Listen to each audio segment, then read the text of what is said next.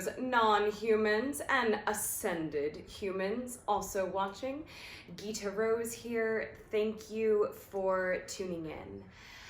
So it's been a couple of weeks since I have made a video. I've just been allowing myself to rest and be the transformation that is occurring right now in all of our climates.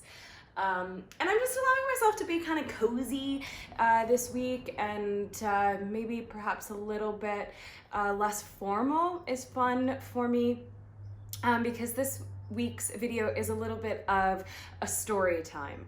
So you know by the title that I'm going to be talking about Yeshua, or the being that we know as Jesus. And my personal experiences with this being, with this guide, with this teacher, with this reflection of humanity's potential. So for the record, I have actually never read the Bible. I've never read the first or the second New Testament. I am not a biblical scholar at all. And I, in ways, feel that my honest ignorance in these realms allows me to have my own type of relationship with this being, with this teacher, and this mirror in a really sweet and honest way, because I don't have a lot of ideas throughout my life of him and who he is or was, other than what he's told me.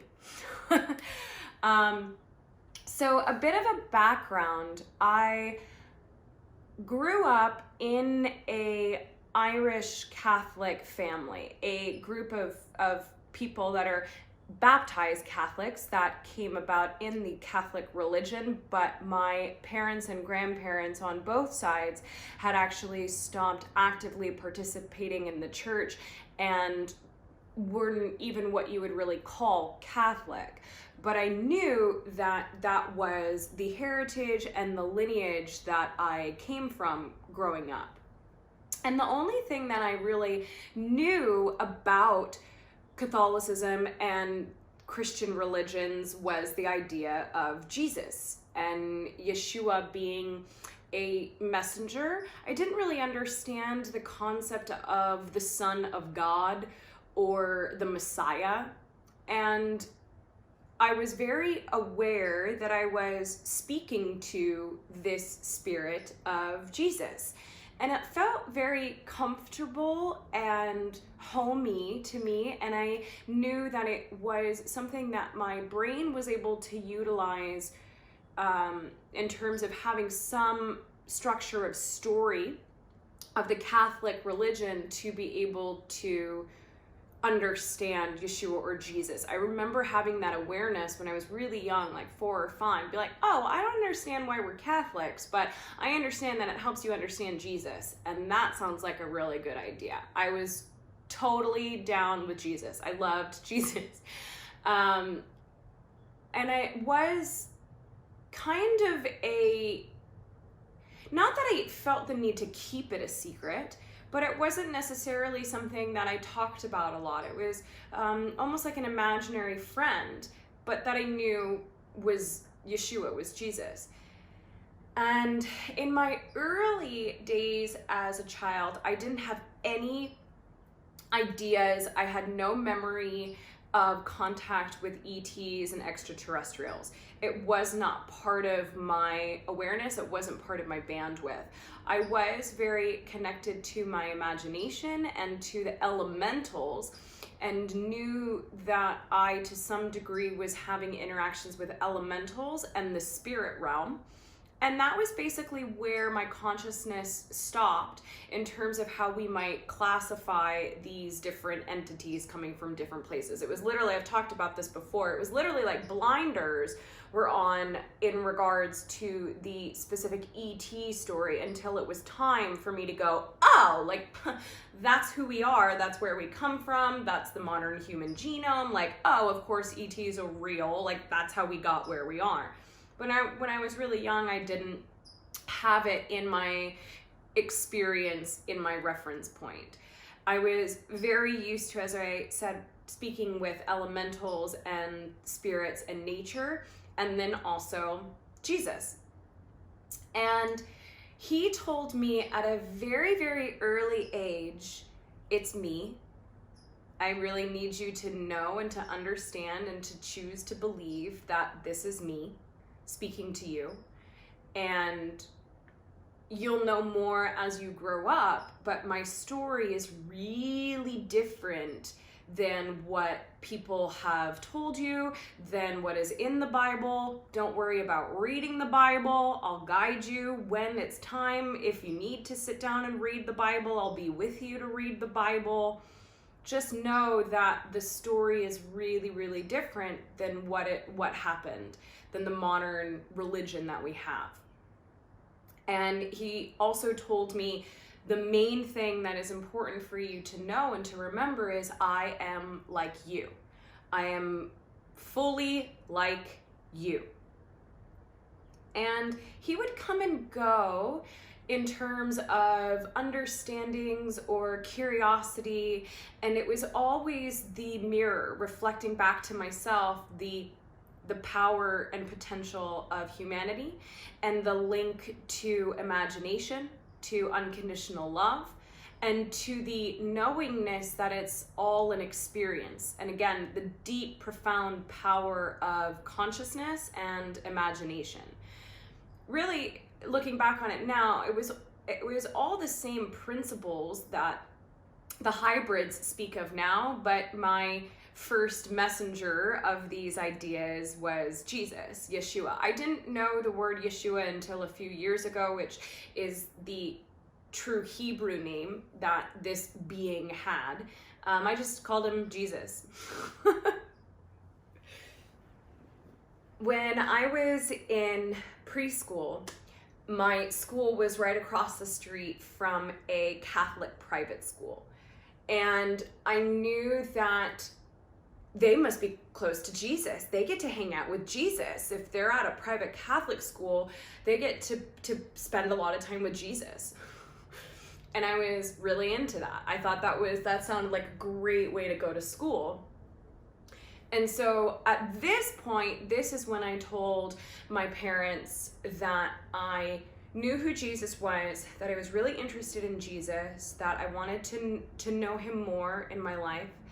And I was excited to go to this private elementary school. I was about 5, yeah.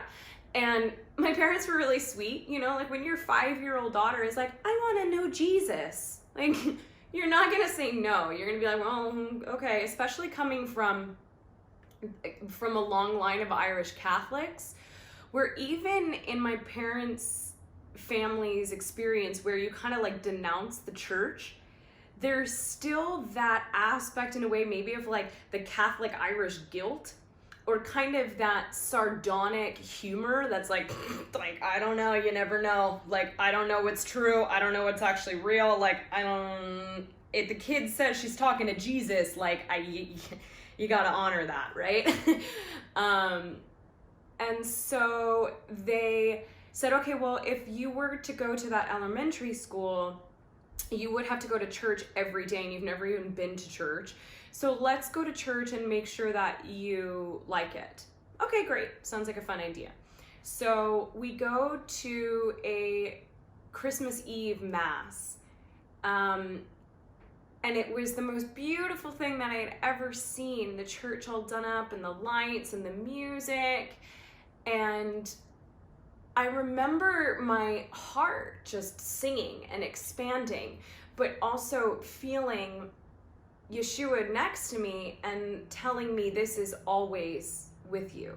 This magic and this music and this whole experience is always with you. He really encouraged me to see through and feel the true one heart through all the kind of pomp and circumstance, all of the beauty of a Christmas Eve Mass. And then I actually fell asleep. And my parents were like, well, okay, like, yeah, of course, you're 5 years old, you're gonna fall asleep during an Irish Catholic Christmas Eve Mass. Yeah. So they were still excited to encourage my exploration. And at this Catholic school, you had to be baptized to go to this school. And because my parents and their belief structures and just their way of life had fallen out of the church, I wasn't baptized when I was born. So my parents explained to me, well, if you need to go to this, if you want to go to the school, you'd have to be baptized. Do you want to be baptized? And they explained to me in a way that basically all that it meant was that I was confirming my beliefs in Christ. And at that point for me, it was like obvious. I was like, yeah, like, duh, Jesus is real. He talks to me all the time. And yes, I love to be deeply connected to him and to know more of his story and to use it. I think a part of my brain, even being that young, again, because I was so connected to the understanding of symbol and storytelling and plays and shows and theater, even at that really young age, I understood that it was a permission slip, that it was a way for me to cast my vote, to say yes to this spiritual experience and to simply enough the friendship that is Jesus. And so I had a very conscious connection and experience in being baptized, which I think for at least Catholics is pretty rare. You don't usually have the choice of consciously being baptized. But at 5, 6 years old, I did, and I fully remember it. And again, it was just this sweet knowingness of being exactly where I needed to be in that moment and knowing that the story would continue to unfold as I continued to grow and expand, that he was always going to be a guide and a friend for me. Now, there's a part of me that can't help but laugh when I say certain things, right? About this idea of like bringing Jesus into your life, accepting the Christ in you. And I think there's a level of the humor that's actually really, really useful, especially during these times, because it helps us clue into the true messages and the groundedness, the kind of rebel nature that he really had combined with the Sacred Heart. There's a realness when we allow ourselves to kind of laugh at ourselves, to be like, yeah, I love Jesus. I talk to Jesus Christ all the time. I'm not done with the church, but I love me some Jesus in my life. There's a humor that is really, really palpable and useful, and he's always kind of encouraged that within my experiences with him. So I just want to say that, like, I am laughing at myself, and if you guys are kind of laughing along with me, like, don't resist that, like, pull into that. Like, it's part of the fun, it's part of the show, it's part of really being able to tap into his true essence and energy that is the mirror of what it is we all are. Yes, you are. Yes, you are. We are like him.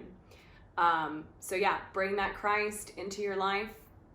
Accept the Christ in you. So then for a few years, my connection with him waxed and waned. Oh, I didn't go to that private Catholic school. My parents realized that they wouldn't have enough money to send me for the entire, I think it goes all the way to 8th grade, and they would have to pull me out in like 2nd or 3rd grade. And they explained it to me like, hey, you'd have to switch midway through. Is that something that you still want to do? And after being baptized and going to the church service, he had really instilled in me, like, I am always in you. I'm always with you. And you are me and I am you. And our friendship and our connection is eternal. And you don't necessarily need to go through all of these things, but it's good to have an understanding of tradition to a point. So he had really instilled within me that I didn't necessarily need to go to the private school to be friends with Jesus. And so I was like, yeah, no, it's cool. Don't spend your money, mom and dad. Like, thanks so much for having the excitement to encourage me to follow the path of Jesus. And yeah, it's cool. And looking back on it now, it was exactly what I needed to be able to go to a public school, and like mom and dad on point, really thankful for the choices that they made and encouraging me to, at a really young age, to follow my passion and my joy. It's really sweet and wonderful. So then as I went into a older adolescent and into the teen years, my connection with him was pretty quiet. I still knew who he was, of course, and I loved him. And around the holidays, I would kind of get, especially as I was getting more into kind of punk rock ideology, I got like really angry about like what was done to Christmas. And I think because I was so passionate about how corrupt his story had been, I just pushed it aside and I didn't really speak to him. And during these years, I really wasn't connected to a lot of different spiritual concepts in this way. I was very involved in the theater and was in a different aspect of my consciousness that I needed to be able to be who I am today. And then things shifted in my early 20s. I had my experience of remembering that ETs are real, that I am connected to extraterrestrials, that extraterrestrial consciousness and genetics is what has helped humanity to become who they are today.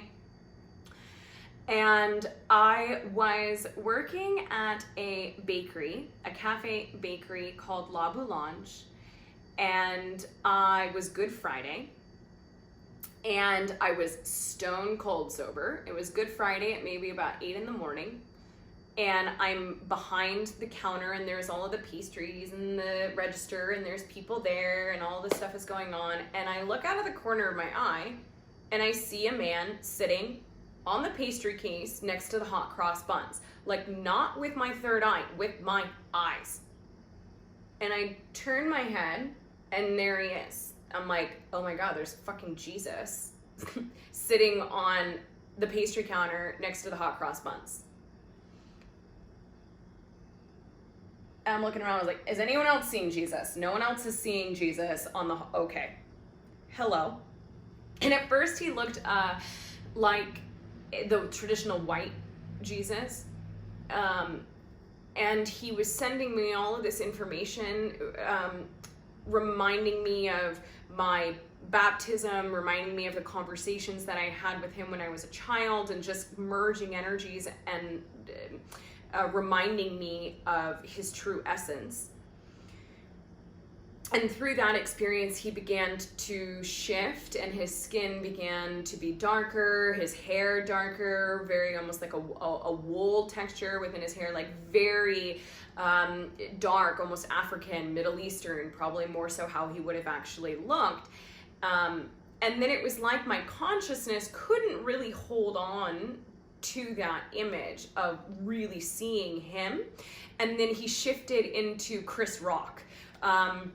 And he sent to me like, no, that's great. Keep that image. That's really funny. Chris Rock playing Jesus in Dogma. And he was like, no, it's great. And the energy is actually perfect. Like, this is your translation of me. And he explained to me in that moment his true kind of like real nature of being this rebel, this seeker, of really striving and laying down a new way and going against the grain, and through that really embodying the paradox and finding the sacred heart, but was really emphasizing to me his humor and his like kind of true rebel nature found in the freedom of knowing who he is and who all people are. But honing in on that kind of almost comical, like punk rock essence, he really encouraged that of me.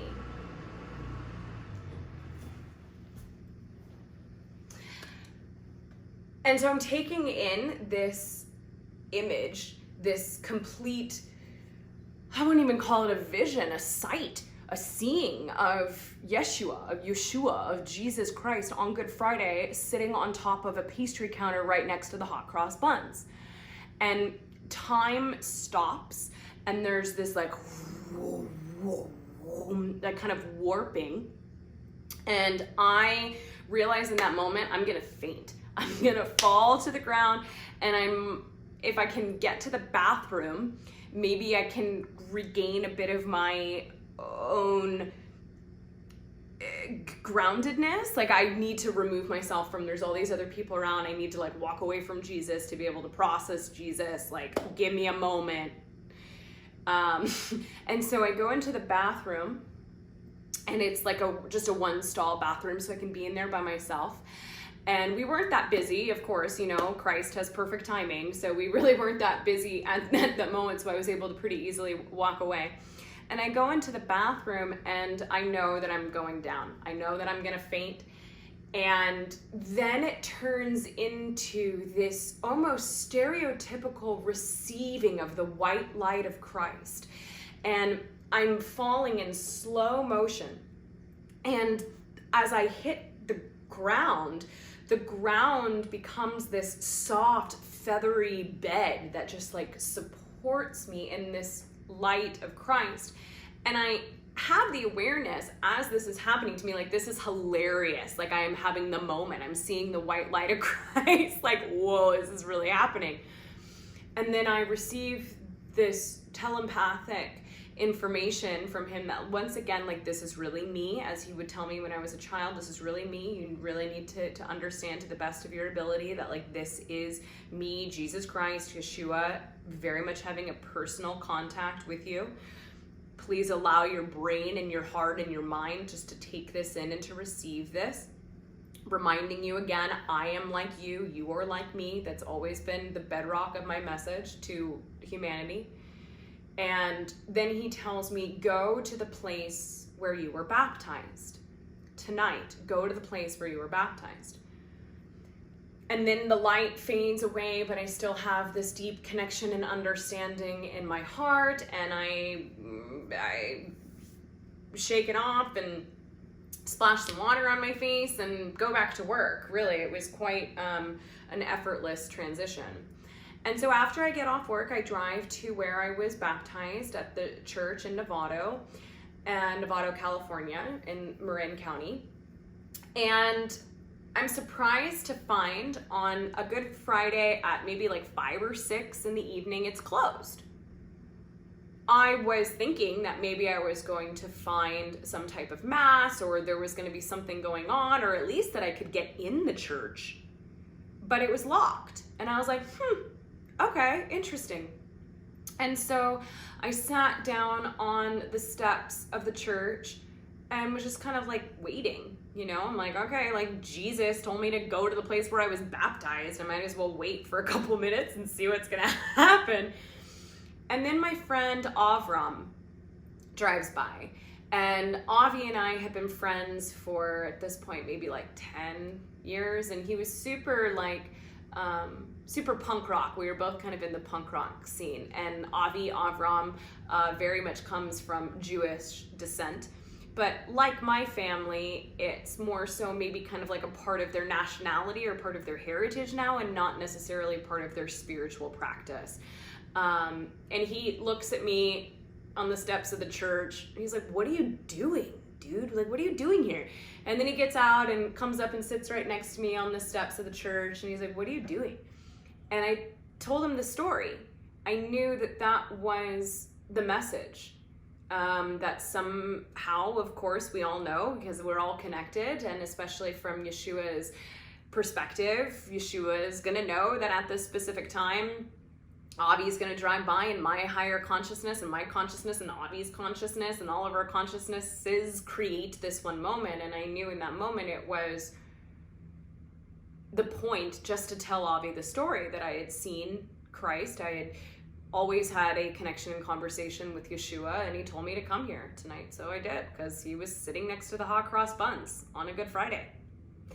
And Avi, who had always been curious in spiritual ideas, but not necessarily like full throttle into it, is a very logical mind, just took it in and said, I totally believe you. I totally believe that that really happened to you and that you saw that. And that's why he told you to come here, because he knew that I would be here and knew that I'd get to be the voice of the Jewish people that say, I believe you. I believe that Yeshua and Christ is a messenger of the human potential. I believe you, dude. I was like, whoa, thanks, Avi. Like, yeah, okay. And that was it. That was the miraculous movie-worthy moment that really is so miraculous because of its simplicity and because of its human nature. And I filed that away as I continued to explore extraterrestrials and go to Hawaii and began channeling and began really embarking on this new version of me. From time to time, Yeshua would still swoop by and kind of just say hello or remind me of the simplistic truths, the laws of creation. And then recently, when I got back from Hawaii from doing the retreat with my friends Ruben Langdon and Steve Copeland, I was out in the forest, out in the hills, spending time by myself and in meditation, and he came in, again, very dark-skinned, beautiful chiseled features, like a super handsome dude, like a dark and handsome soul, like really, like, Yeshua was cute. He's the version of him that I see, but really, like, very handsome. And again, there's levels of this honesty, be like, ooh, hey, Jesus, like, looking good. There's levels of that where it's, like, really necessary for us to, if you're curious about accepting the Christ more in your life, allowing yourself to be super real with him in that way, and you get more clarity of your specific relationship with him. So he came to me again in a vision, and it felt like he grabbed me by the shoulders and came in really, really close to me. And he said, I need you to understand this. You need to get this through your mind.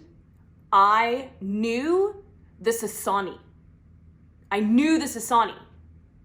And I was like, whoa, okay. And it just, ding, like a puzzle piece, something just clicked in.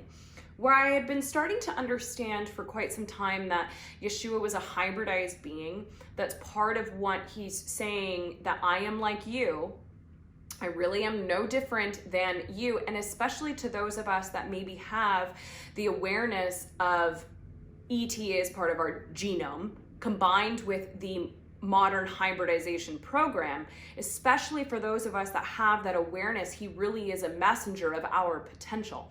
I had already kind of sort of started to like put that into place. And then he grabbed me by the shoulders and told me very literally, like, I'm connected to the same lineage. I knew the Sasani.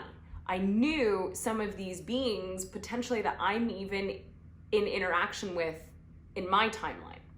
Now, the details, as I always say, never matter. The details never matter. It's what we do with the details, right? And it's knowing that the mystery will unfold as it needs to. But for me, especially during this time of extreme transformation and ownership of our consciousness, creating what it is that we are experiencing, and the veil getting thinner and thinner and thinner, and the reality that we are creating revealing itself to us, through us, for us, it's been really helpful for me to feel Jesus, Yeshua, as such a clear marker of a guide, that he may have known the same specific entities, or if not entities from the same civilizations, that are currently helping to guide us. And that he combined many different traditions of understandings of spiritual teachings, that he sought out many different guides, and that this specific lineage, meaning the mystery schools all the way up into the modern hybridization programs, that it's all connected, and he is in ways the most specific guide, at least in my belief and my understanding and what I've received from him, is that he is expertly tuned. He's literally a master at being able to help those of us on the path to find the Christ within ourselves. And for those of us that are excited to find that relationship with him, he's right there, right there. And I feel as though that it's super helpful during this time of isolation that we're still in different ways, different belief patterns, whatever it is that you're experiencing. We're still in this compression state, right? Where we are still in the deep inner reflective work of knowing who we are, to change our beliefs, to feel different emotions, to take different actions, so then we see different worlds. And Yeshua is specifically designed, and it's his essence, it's our essence, to be able to navigate that middle way, to be able to find the connection, the meditation, the power in all moments. It is the expression of the ultimate alchemy. And there may be many different other guides, different counterparts, different entities that we can connect to. But these different beings are on different frequencies where it's easier for our brain to misinterpret what they're saying. In my experiences with connecting with Yeshua for my entire life, he is so clear and so precise in being able to help us to know who we are. And so I just really encourage people, in your own way, with your own permission slips, whatever feels like fun for you, is to bring Jesus into your life. Talk to Jesus. Ask Jesus. Give it to Jesus. What would Jesus do? And he's right there. He's right there. Yeshua says, yes, you are. So yeah, I feel like this is certainly long enough and is just an offering for me to share my experiences and my stories with this very, very powerful being that really is a reflection of who we are. And yeah, thank you so much to those of you who have subscribed recently. And thank you to those of you who continue to support and encourage my journey thus far. I sincerely appreciate it. You can like if you like, and subscribe, and ring the bell ding dong if you like to get notifications on new videos. Though our minds may be different, though our bodies may be different, it is through our hearts that we know our spirits are one. I love